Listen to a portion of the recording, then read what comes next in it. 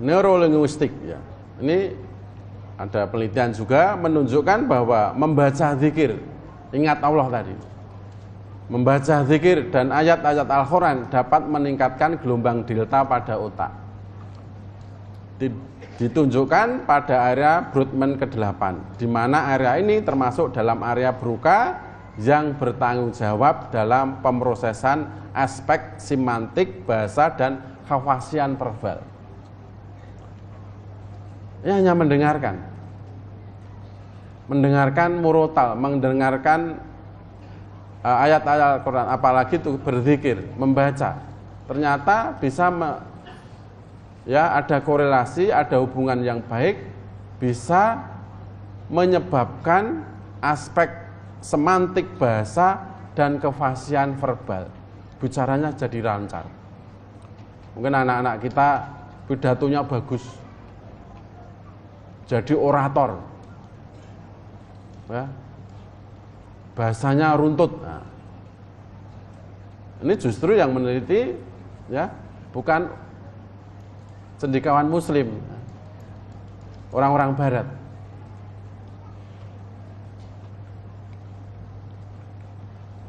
Juga penelitian yang lain, gelombang delta dikaitkan dengan relaksasi yang sangat dalam dan kesadaran spiritual. Berzikir dan membaca Al-Quran yang mengerti arti dan maknanya akan meningkatkan delta dalam gelombang otak yang dominan.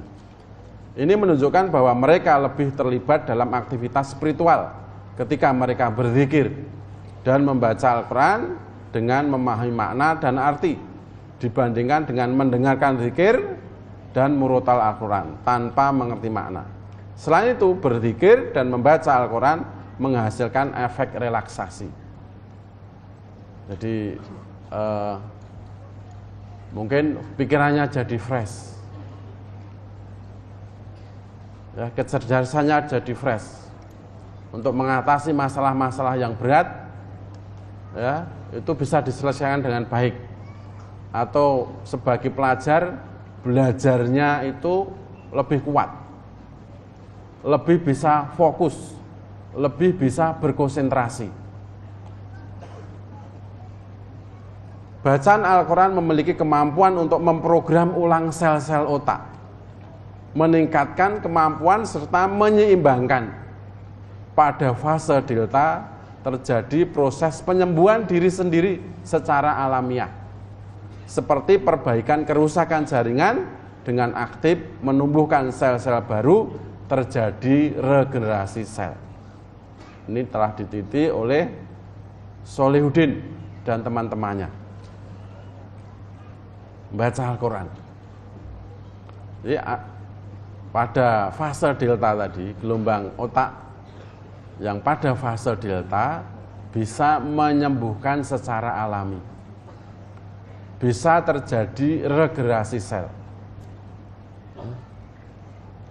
Sel-selnya jadi baru.